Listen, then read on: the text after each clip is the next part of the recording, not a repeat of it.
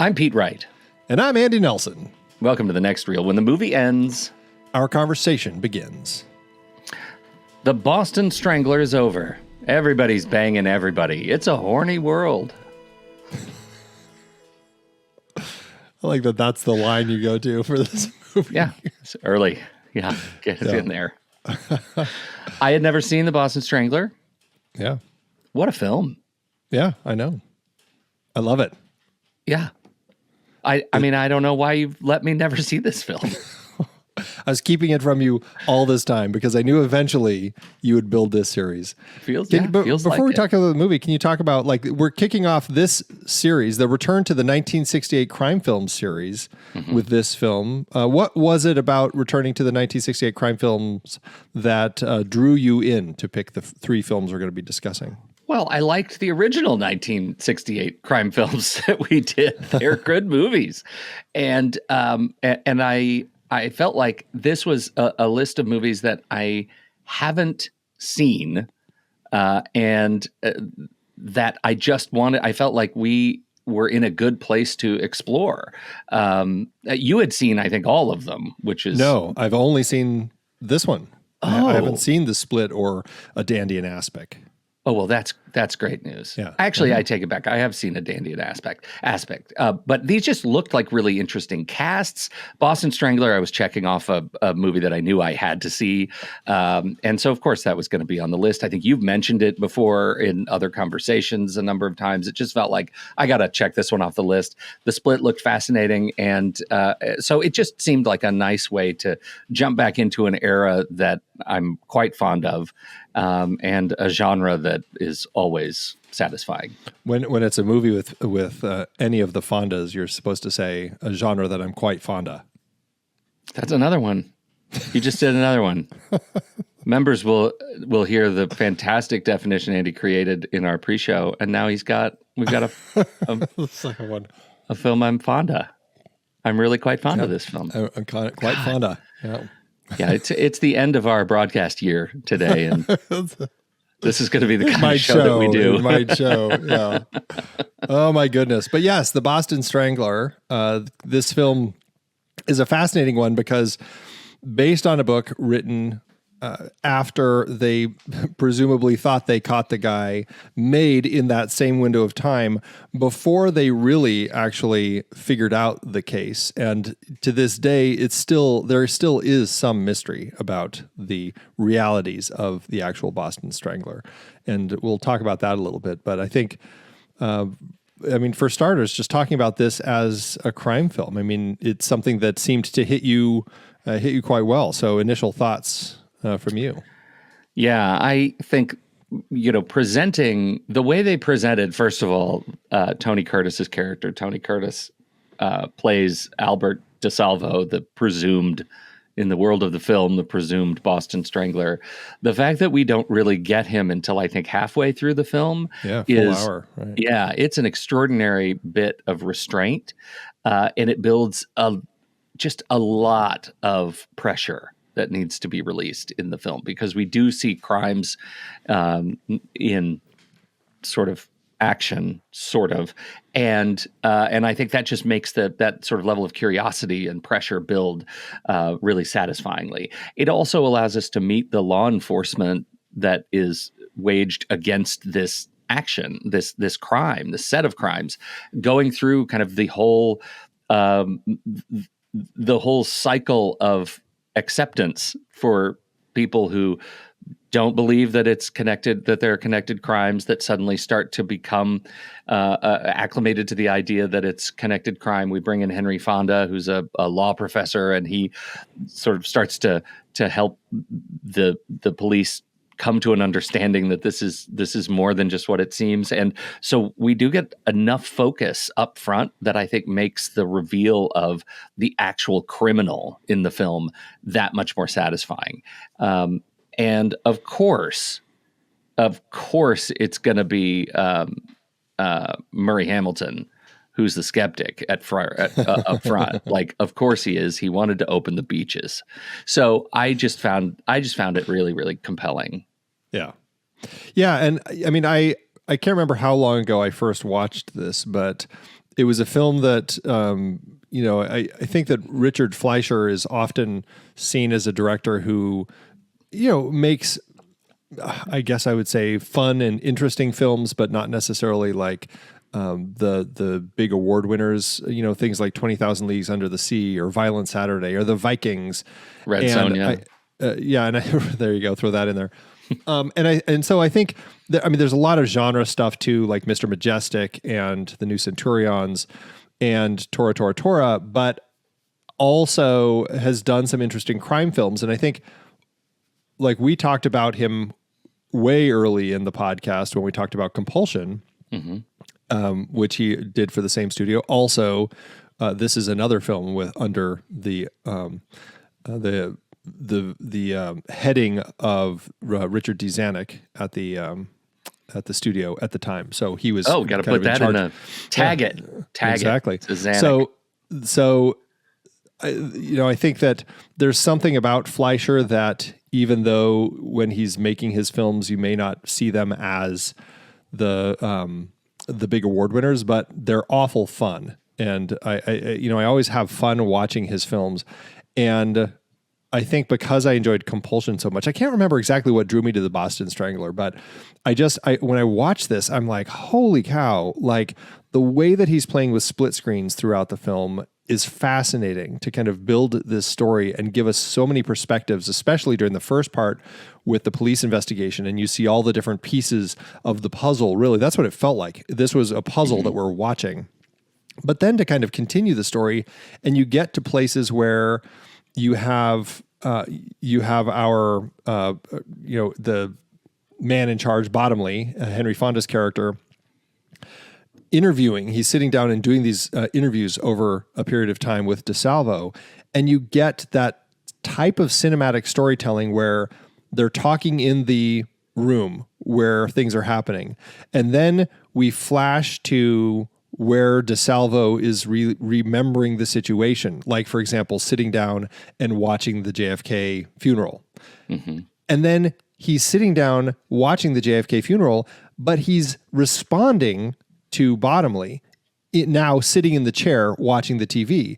And then you cut to the other angle, and now Henry Fonda is in the room talking to him. Like, you're seeing a cinematic way of crafting this story where the actual interview goes from the room itself to the location in the memory. And so it's like he's now in the memory having that conversation. And that happens a number of times throughout this film. And I just remember when I first watched this, I was like, Fleischer really was doing such interesting things with the way that he constructed this story and crafted this story to really look at the police investigation, the psychology of what's going on with the killer, and just the process that he went through to actually kind of commit these crimes. And so you're getting so many different angles of the way that the story was told. It's a fascinating film, and just one that I absolutely adore. The other take on this is the media take. Well, I guess there are two more. The media and sort of public hysteria angle, which is like the depicting the panic in the streets kind of a thing that overtakes people, that there's this one person who is capable of creating such extraordinary fear in a community. Right. I thought it was perfect. Yeah. And then, we did a whole episode on Sitting in the Dark about home invasion movies. And what you sort of discover when you watch a whole bunch of home invasion movies is that, in fact, you think you're safe in your house. You really do. You think you're safe. And getting a stranger getting into your house is vastly easier than you would ever imagine it is. And there are any number of methods to get into your home. But unless you go full purge and really lock things down, it's easy to get into your house. And this movie showcases urban vulnerability in a super practical way. Like how he's effortless in knocking on doors and getting into the houses of these victims. Effortless. Right. And it's that part is terrifying. Before he lays a hand on them, it's terrifying just how easy and vulnerable these people's homes are. Well, and that's like the way that he plays that is exactly because you keep having these detectives and Bottomley and everyone like, why are these people letting this guy into their house? Like these single women, what are they doing? But he just poses as like, like the lady, the first time we really see him successful, he's knocking on the door saying, the landlord sent me here to check your toilets, to fix your plumbing. She actually has a problem with her toilet, and he's like, he just sent me today. I don't care if it's today or not, whatever. Like he's so blasé about it. And it plays so perfectly because he just doesn't seem the type who's desperate to get inside. And that's why it's so effective. All the way to the point where they're standing in front of the toilet and she just happens to make the wrong move and walk past him that gives him the impetus to grab her from behind. And it's fascinating and horrifying to watch how it plays. So sidebar, did you read up on where the case is now? Yeah, I was trying to examine because there was a recent film that came out. We'll talk about all the different iterations of this story over the years, but in 2023, last year, a film just called Boston Strangler came out with Keira Knightley, Carrie Coon, Alessandra Nivola, Chris Cooper, David Dostalmakian.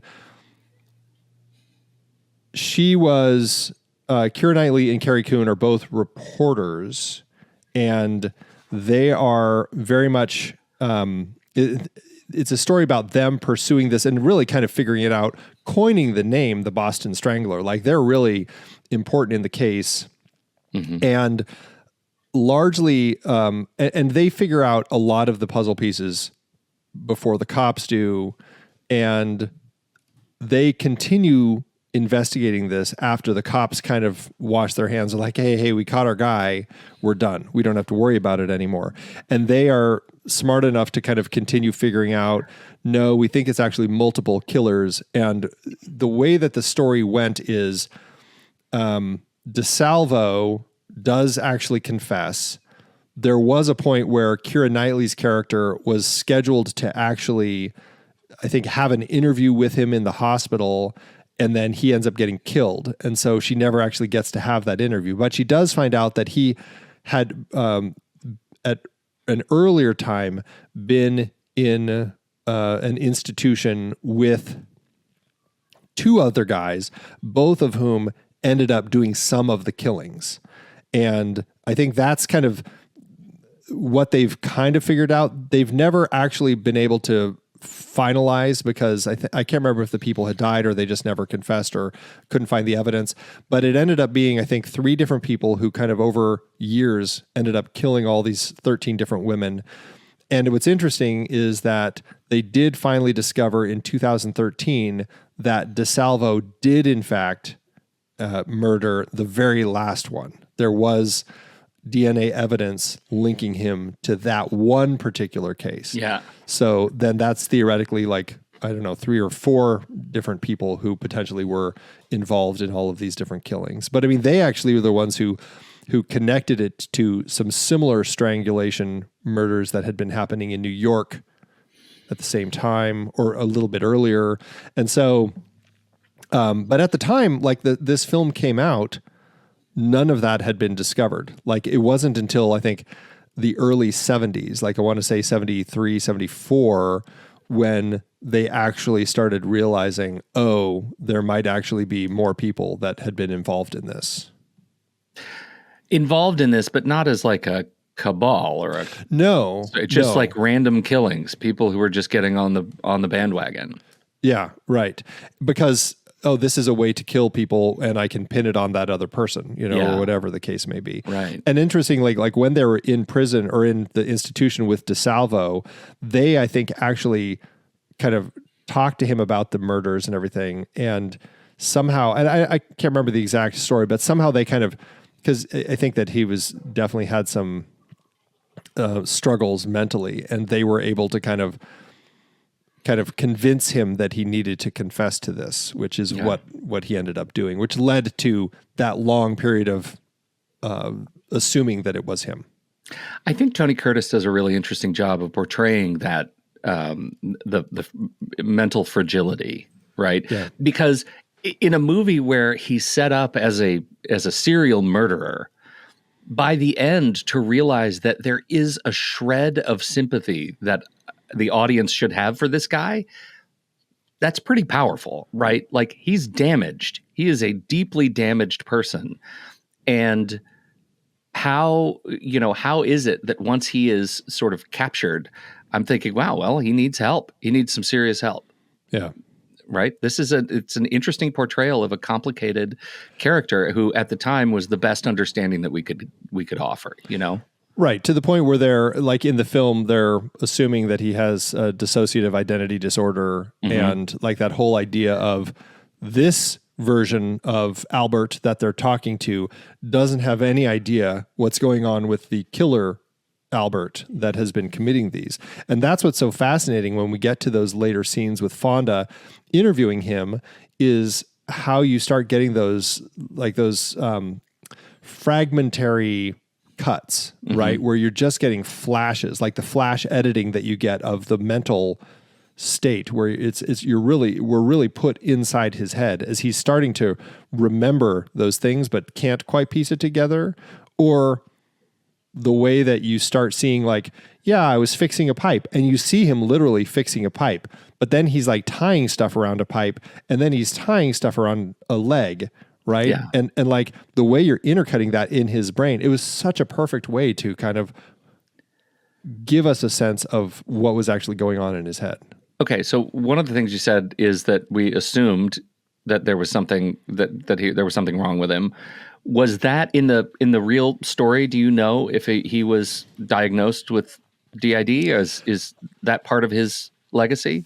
I think that was something that they assumed in the film, because they had gone through several periods of actually like hypnotizing him and trying to figure out, like, get him to do all of this. But I don't think that he ended up actually having dissociative identity disorder. I'm looking real quick to see, because I think that was an assumption that was Like, how could he have done this if not? right. Exactly. Right? Exactly. Let me see if I can figure it out. No, I can't, I'm not finding anything as to whether he really was or not, but I feel like that was something that they kind of used in context of the film.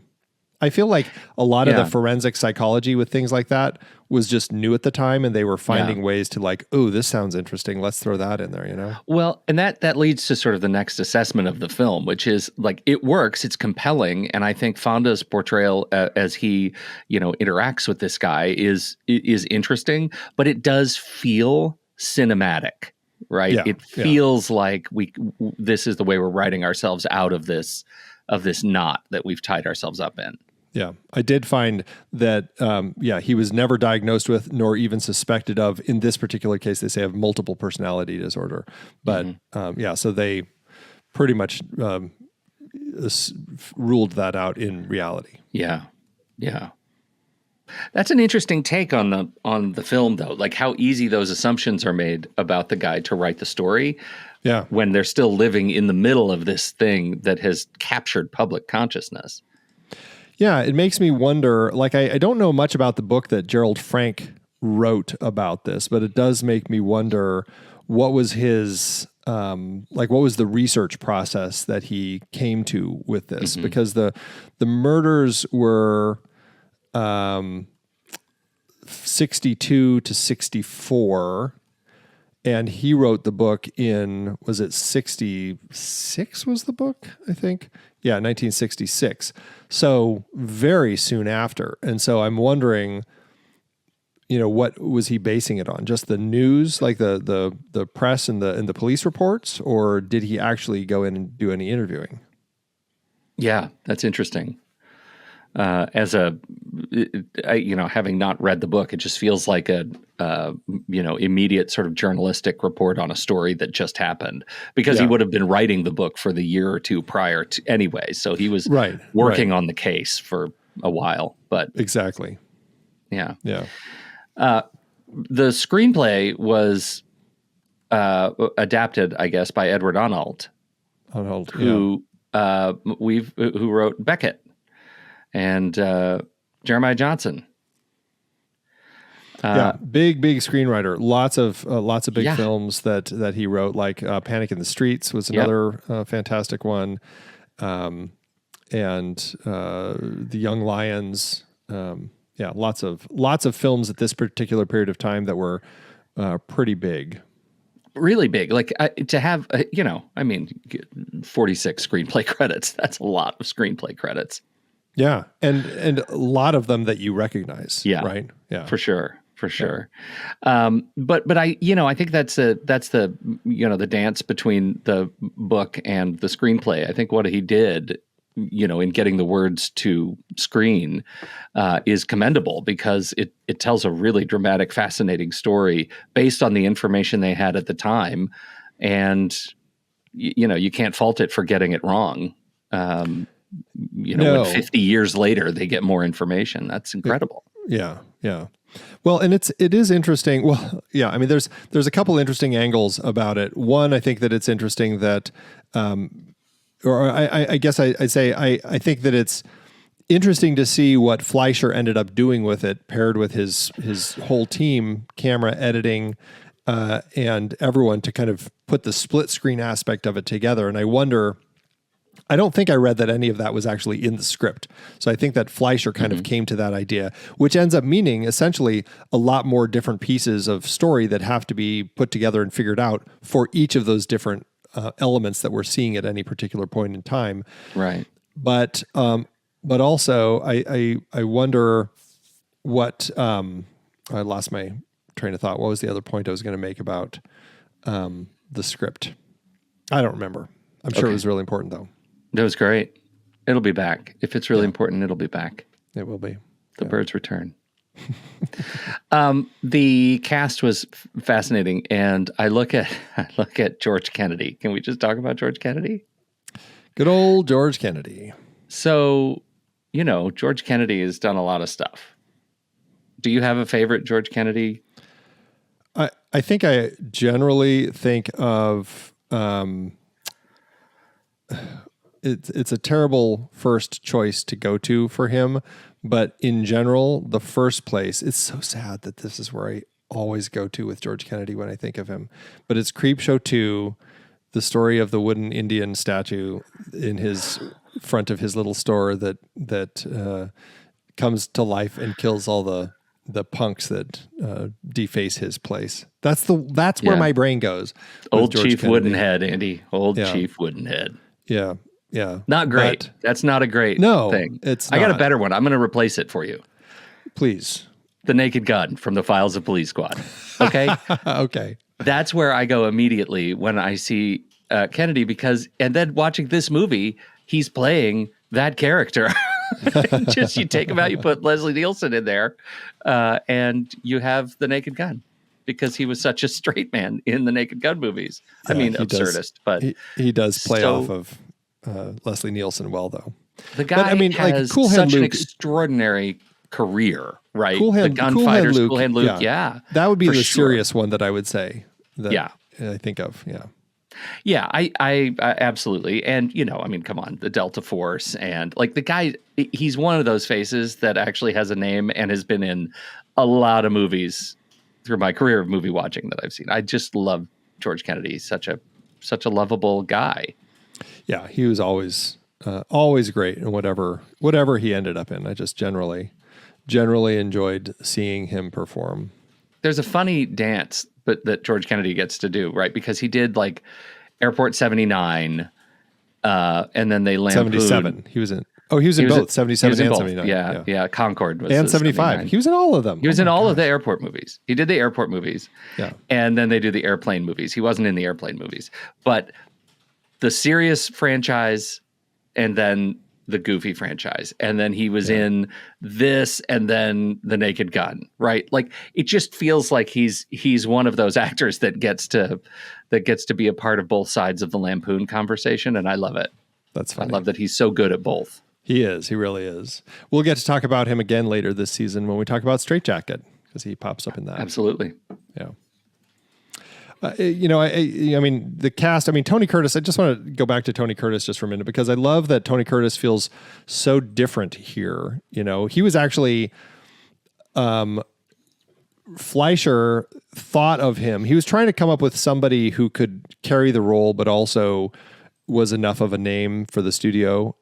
And he thought of Curtis, and initially Zanuck was like, no, he's not somebody that, because at this particular point in time, Tony Curtis, even though he had done serious films like the Defiant Ones and stuff, people generally thought of him as an actor who was doing kind of the romantic comedies and the just the silly comedies and stuff. And they weren't thinking of him as somebody who was a serious actor anymore. He'd kind of, as far as they were concerned, had kind of passed that point in his career and was just doing the silly movies now. Mm-hmm. And so Zanuck was like, no, that makes no sense. But Curtis really wanted it. And Fleischer really wanted him. And so Curtis did a little screen test. They were talking about this. And so Curtis put some putty on his nose to kind of bulk it up a little bit. He permed his hair, and he just kind of, I think that they basically took some photos of him, just kind of like a little more serious and rugged looking photos. And Fleischer sent them over to Zanuck, and Zanuck didn't even recognize that it was Tony Curtis, but was just like, this guy has an interesting thing going on. I like the look, the presence and everything. Let's go with him. And it was Tony Curtis. And so I think that's a really funny story. And Curtis was like, even during production, everybody essentially thought that he was not going to be able to carry the film, to the extent that, remember the scene when he's running from the guy who he pops in on the place following the lady without realizing the husband's home? Yeah. And the husband follows him all the way out to the street, and he gets hit by a car. Tony Curtis, there's that scene where the little VW bug comes out, hits him, he tumbles into the road. He broke his nose during that. And the reporters all were like, oh, that's it for sure. He's going to get fired now. Like, they started like totally writing him off. Like, no, he's done. Wow. Like, they really could not believe that this guy would be able to do this part. And it's so funny, like that whole story. And then to see what he actually delivers here. Like, I mean, he put on some weight. He said that he wore like extra weights around his waist so that he carried himself differently. And I think that it's just a kind of a transformative performance for him, from the elements where you're seeing him committing the crimes all the way to the psychology and the interviews and everything. Like, I think this is one of those moments I think Oscar really got it wrong.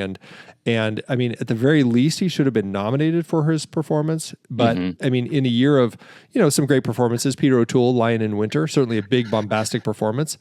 I think Curtis absolutely should have been in there and possibly won. I do too. He's able to make himself so big and so small in this movie, where the frailty that comes across when he doesn't know what his brain is doing at the end is so clear, and he feels so small to me. But when he's standing in these apartments, he's a giant. He's larger than life, and he just all in the way he carries himself. I think it was a fantastic performance. Yeah, and he's terrifying, and it also, like, you can't help but feel a little sad for him in the confusion that he's feeling later in trying to piece all of this stuff together. And it's just kind of sad, especially like when he's talking to his wife, who's just like, look, I'm trying to support you. I'm trying to help you. And his brain just can't get there, to the point where he eventually is like putting his hands on his wife's neck and everything. It's like, I don't know. I loved his performance here. It just is, for me, it's the best that Tony Curtis has done in a career of lots of great films. Such great films. Yeah. What a legacy. Yeah. Henry Fonda is always great. I think that he does a great job as the cop. It's funny because every time I start this movie, his voice never sounds right, and I'm convinced that for like the first few scenes that he had a really bad cold, because he just sounds his voice doesn't sound right through a big chunk of it. That's weird. I know, it's very funny. I didn't notice. I should watch again.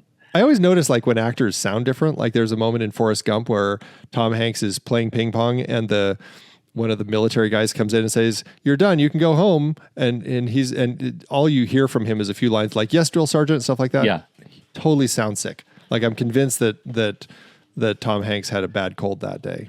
I mean, we'll never know. I doubt Tom, even if Tom were here right now, if we could ask him, I bet he wouldn't even remember. But it does seem like a weird superpower that just you would have. Right. Oh, that actor is ill. Yeah. Yep. It's so funny. Sick Like, day, I day may for be terrible Bonzo. with the accents, but I could definitely tell when they have a cold. Certainly hear sinus distress. Right. Sally Kellerman shows up, her first feature film as Diane Clooney, a kind of a mashed up amalgam of a few characters, as the one woman who he attacks, and then she kind of gets the better of him and manages to survive. How did she play for you? Well, I didn't recognize her until I looked at credits and realized that she was Hot Lips. Yeah. I didn't even recognize her in the film. She was just at an age, look, era I didn't even catch, and I thought that was awesome. I liked her a lot. I think it's the one fight, the one escape that we get, and it was satisfying. It hit all the right notes. I think she was great at being scared and taken and legitimate. It's kind of I don't know, it's a little bit of a thankless role in a movie about the serial killer, not the survivor. But it was fun to see her.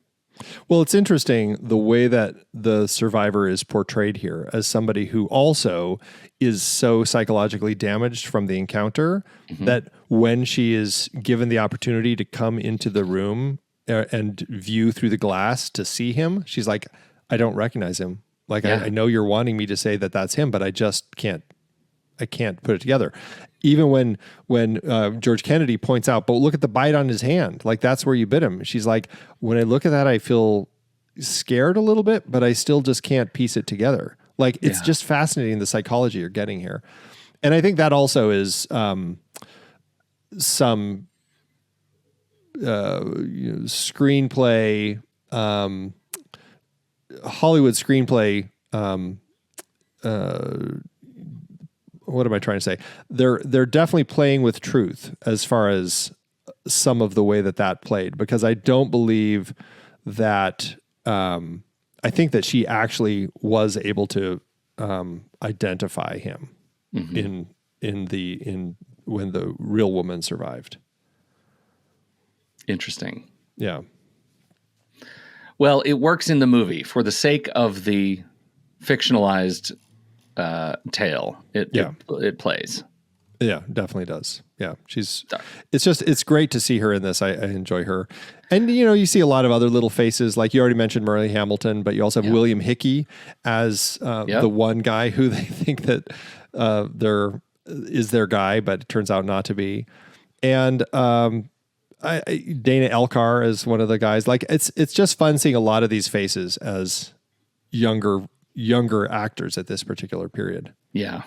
Yeah, it's fun. I mean, this is a great movie full of great faces, and I think it tells a compelling story as a deluded individual, a fictionalized version of the serial killer faces reality of his actions. I think that's the hidden story here that works. There definitely is period elements that do make it feel a little grosser. It just reminds you how much of the time it is, like the way that they refer to the African-American woman who is, when she gets killed, the whole angle of the gay person, the kind of figuring out, is it the gay people? And there's definitely some language that they say here that's very much of the period, but largely I think they do a good job with it in general. Yeah.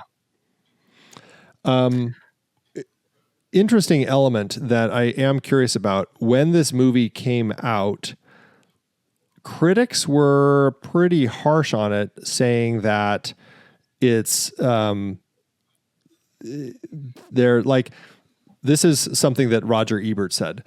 The Boston Strangler requires a judgment not only on the quality of the film, very good, but also on its moral and ethical implications. The events described in Frank's book have been altered considerably in the film. This is essentially a work of fiction based on the real events, and based on them in such a way to entertain us, which it does, but for the wrong reasons, I believe. This film, which was made so well, should not have been made at all.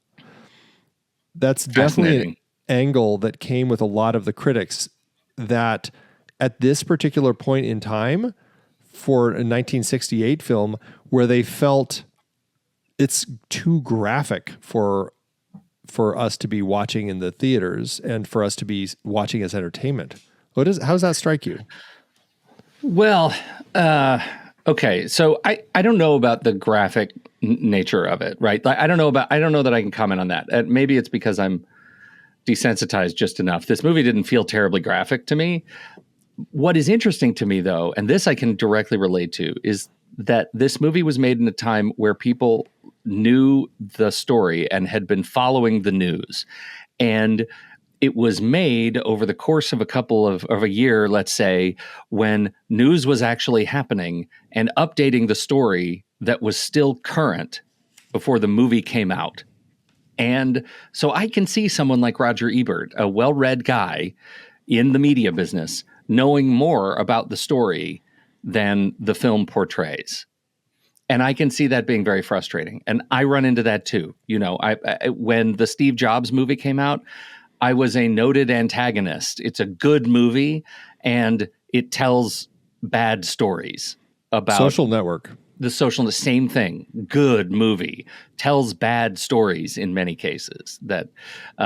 So that I can absolutely relate to that. And I think that's one of the interesting sort of sins of the legacy of this movie, is that I watched this movie having not known much about the real story of the Boston Strangler. And had I not started reading up on it and have a conversation with you about it, I would assume this is largely true. Yeah. Right? Right. But it's still a movie. And judged as a movie, it plays. I wonder, did Ebert ever update his opinion on that? Is this one of his legendary retractions? You know, I don't know. I haven't looked for any revised comments from him. But I do find it interesting, because I think when you have a story that is current and you have a film based on it that feels like we're watching a killer kill people who just got killed a couple of years ago. Like, I can see at the time people feeling like this is too real, this is too close, this is too soon.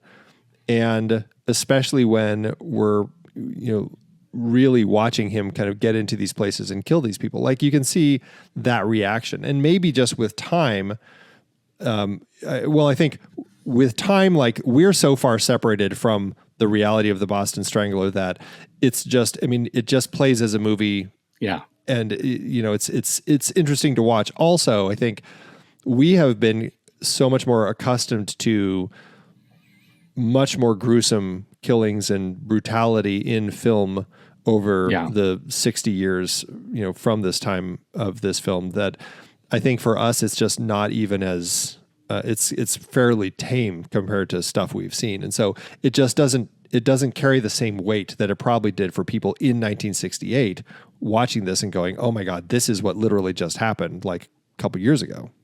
Yeah. Right. Yeah. I can't, hold on a second. This is one of my favorite things, and I suddenly am blanking on what it's actually called, but it's a Michael Crichton term. And Gell-Mann amnesia, right? Which was coined by Murray Gell-Mann, who's a friend of Michael Crichton's, and it tells the story of how you open up the newspaper to an article on a subject you know well. In Murray Gell-Mann's case, it's physics. In Michael Crichton's case, it's show business. You read the article and see the journalist has absolutely no understanding of either the facts or the issues. Often the article is so wrong, it actually presents the story backward, reversing cause and effect. I call these the wet streets cause rain stories. Paper's full of them. In any case, you read with exasperation or amusement the multiple errors in the story, and then you turn the page to national or international affairs, and read it as if the rest of the newspaper was somehow more accurate about Palestine than the baloney you just read. You turn the page and forget what you know. And that, I think, is exactly what we see in movies all the time, which is when you see something that you know well, it's easy to get upset. It's the Steve Jobs, it's the Facebook, it's those stories that that we know well and get frustrated. When I watch this one, it's Gel-Man amnesia. I don't know anything about the story, so I make assumptions. Well, and to that point, like when you watch the new version, the Keira Knightley version from 2023, like that film is kind of a snooze. It's not a great movie.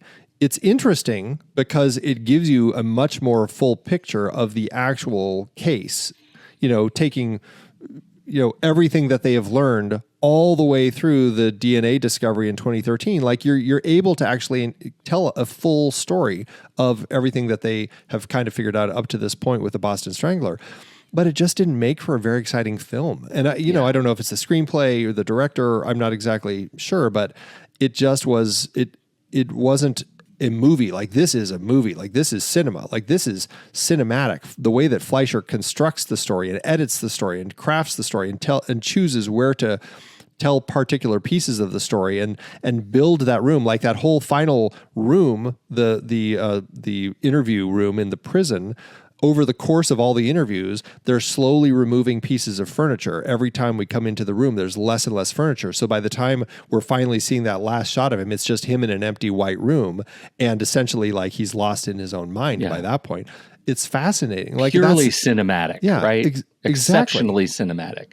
And that's what I think Fleischer is doing here. And yeah, this is, the social network of the Boston Strangler story. We're not getting the real kind of sense of what actually happened, but it is such an incredible piece of filmmaking that it's just, I don't know, for me, it's just hard to pass up. Yeah. It's like, we'll never know what really happened in Hogwarts, just the propaganda that they shoved down our throats. Exactly. Yeah. I'm glad you brought that in. Always important to circle around to that.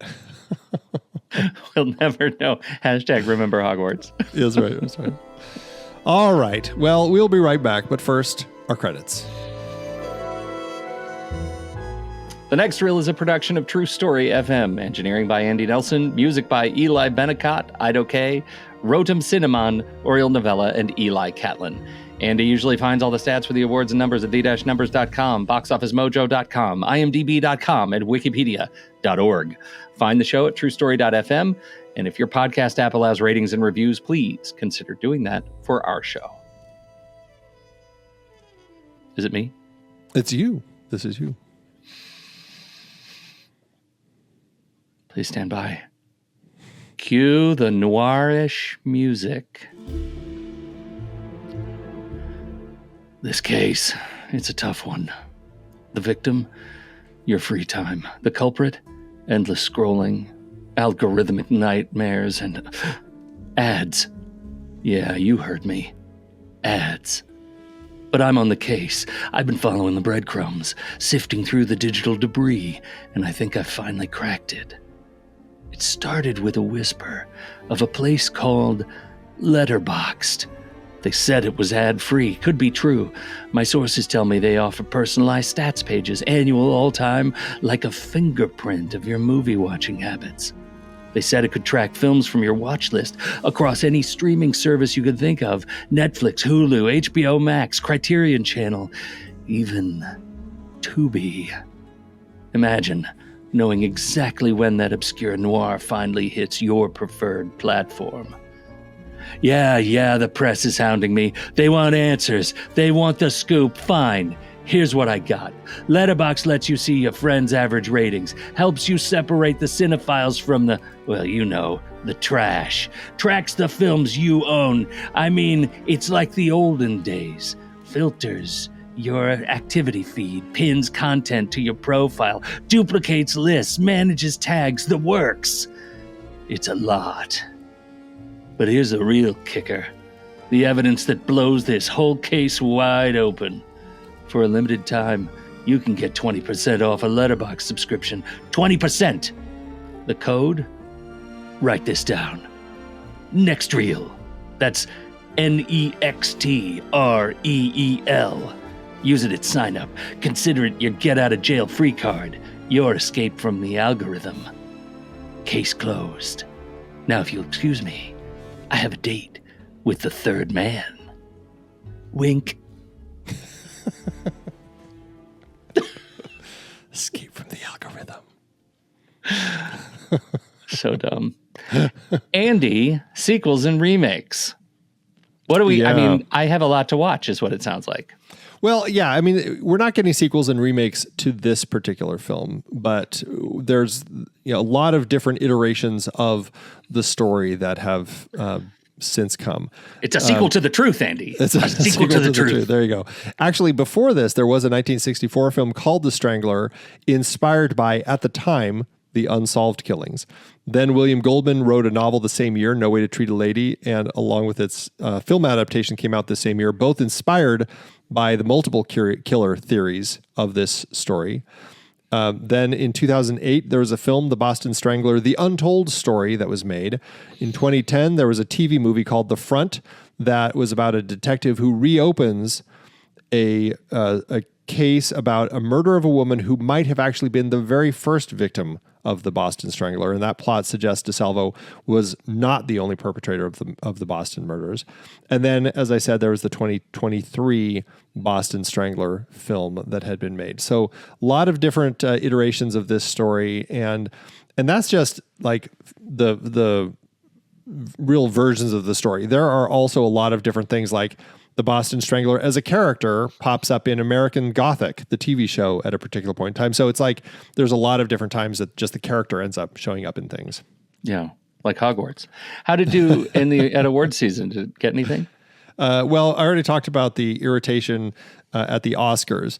And actually, it was, I can't remember, it was the movie Charlie that ended up winning. I know we talked about that when we talked about Lion in Winter. But anyway, it did get 3 nominations at the American Cinema Editors Eddie Awards. It was nominated for Best Edited Feature Film, but lost to Bullet, which, I mean, is often talked about specifically for its editing. So I guess that makes sense. But I don't know.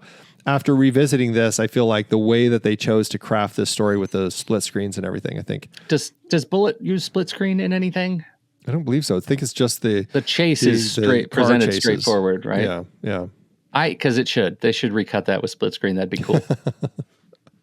At the Edgar Allan Poe Awards, which are writing awards, the script was nominated for Best Feature Film, but lost to Bullet. And at the Golden Globes, this is where Tony Curtis at least did get a nomination for Best Actress in a Drama, but here he lost to Peter O'Toole in The Lion in Winter. You said Best Actress in a Drama. Did I say Best Actress? Best Actor in a Drama. Leave it in. Leave it in. How to do at the box office? Did it make any money? Well, Fleischer had a nice budget of $4.1 million for this, or $37.3 million in today's dollars. The movie opened October 16th, 1968, and did quite well for itself, going on to earn $17.8 million at the box office, or $162 million in today's dollars. All told, it ended up doing really well despite some mixed reviews, landing with an adjusted profit per finished minute of just over $1 million. Say, $1 million in this economy? Per finished minute. Outstanding. Nice. I'll take it. Nice job, team. Yeah, there you go. I hope they're listening. Well, I'm really glad we got a chance to watch it. I can't wait to hear what you end up doing with your Letterboxd review for it. It's just a film that I really enjoy. In fact, when I watched Boston Strangler, the 2023 one, I instantly had to put this one on to cleanse my palate and watch something a little more cinematic and interesting. So, great film, definitely worth checking out. So, yeah. High on my list. Yep. Perfect. All right. We'll be right back for our ratings, but we'll be right back for our can't talk anymore. End of the year, indeed. Yep. We'll be right back for our ratings, but first, here's the trailer for next week's movie, Gordon Fleming's The Split, which I believe also uses split screen, Pete. I guess we'll find out. Why didn't we pick it before it became a Hall of Famer? That's right. No. It's a pre-Hall of Famer. Yeah. It just got not mementoed. Tom Cruise. What is it? Tom Cruise. You know, with the people in the vat telling the future. Oh, Minority Reported? It just got Minority Reported. Yeah. Right. It's the people in the vat. It's pre-Hall of Fame. I was like, he's in a movie with a witch where they're putting people in vats? What? A witch. You remember vat, that. like Tom Cruise Vat Witch movie? Oh, man. Oh, this is me, isn't it? Mm-hmm. Is that what you're waiting for? I'm just killing time. All right. The human mind is a complex and often disturbing labyrinth. As a student of criminal psychology, I've spent countless hours delving into the darkest recesses of the psyche, trying to understand what drives a person to commit the most heinous of acts. But there's one case that has always haunted me, one that I've never been able to fully unravel: the mystery of why some people have not yet joined the next.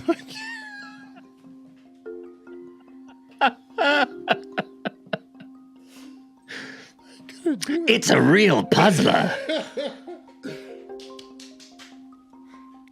You can do it. You got it.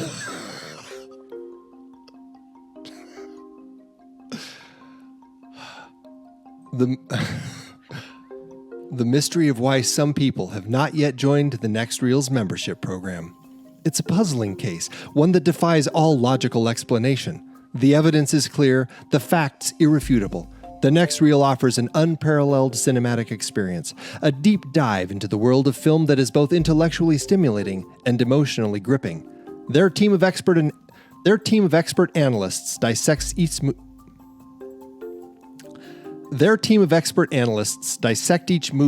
with the precision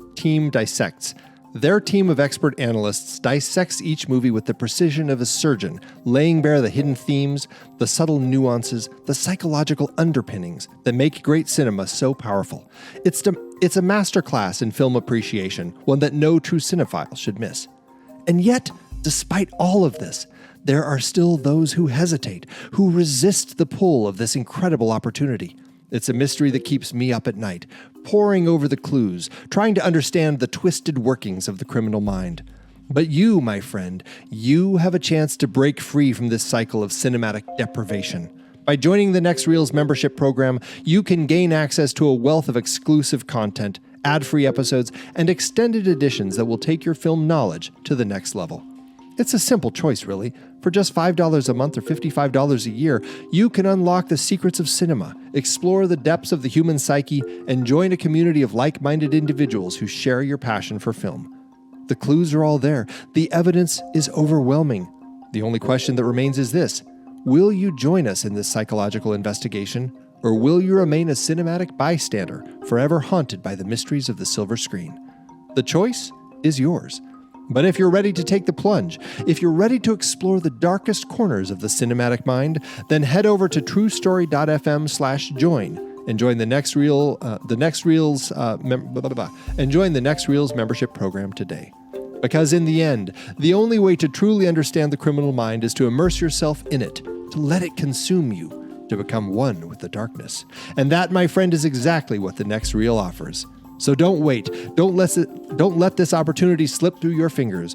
Join us, and together we'll unravel the mysteries of cinema, one twisted psyche at a time. truestory.fm/join. The key to unlocking the secrets of the cinematic mind. The key to unlocking the secrets of the cinematic mind. Join us before it's too late. Man, that was a mess. You did it. You made it. Ugh, crikey. All right. Letterboxd, Andy. Letterboxd, letterboxd.com/the next reel. That's where you can find our HQ page. And I'm dying to know how many stars and hearts this movie gets for you. I have long had it at 4.5 stars and a heart on my Letterboxd, and I'm not sure why it's 4.5 and not just 5. Like, I don't know where I thought the half star was lost. It could be in some of the way that there are some dated elements with it, But honestly, I think on this watch, I think it's just up to a 5 stars and a heart for me. There's no question. It's a 5-star heart movie. Yeah, it's fantastic. What is So that good. average to, Andy? That averages actually to 5 stars and a heart, believe it or not, which you can find over on our account on Letterboxd at The Next Reel. You can find me there at Soda Creek Film, and you can find Pete there at Pete Wright. So what did you think about The Boston Strangler? We would love to hear your thoughts. Hop into the Show Talk channel over in our Discord community, where we will be talking about the movie this week. When the movie ends, our conversation begins. Letterboxd give it, Andy. Because Letterboxd always do it. All right, what do you got? It was a hard choice. It was a hard choice, yeah. A lot of long reviews, just serious reviews. Long. No one's having fun in their reviews of this film. I know. Or they just don't hate, or they hate it. That's the other problem. I went with I Watch, who has no stars or hearts. It's just a review. Here we go. Okay. Fascinating fictoid flick. What I liked: the split screens, controlled, intelligent, focused. The ending, whiteout, silence, powerful, effective. Tony Curtis, finally acting. He's very good in this. My only nitpick is his hands. Soft with manicured nails. No furniture repairman has hands like this. What I didn't like so much: Henry Fonda. Eternally Henry Fonda. Such a juxtaposition with George Kennedy, like the old Hollywood versus the new. George, while always being George is a natural, I believe in him. Henry? Nah. There's a shot of the two of them walking away. Backs turned to the camera. George is walking. Henry is Henrying. Where's Carl Malden when you need him? That's good. Henry's Henrying. Yeah, he's Henrying. Wow. Well, I've got one from Adam that is a 3-star and a heart. 3-star and a heart. Adam says, and I'm going to do my best to do it justice. Boring. I couldn't care. Oh, wow. You're so cool for using split screens in your movie. Rolling eyes emoji. That's it. I like that it's boring. It is. It's boring. I can't tell if Adam liked it or not at 3 stars and a heart. He put it at, it equates to a 6-star in IMDb. It's watchable. And yet it's boringed. Boringed. He's been boringed. He's been boringed. Maybe it boringed into his brain. Oh, like he can't let it go now. Yeah. Yeah. I'm going to go with that. Me too. Thanks, Letterboxd.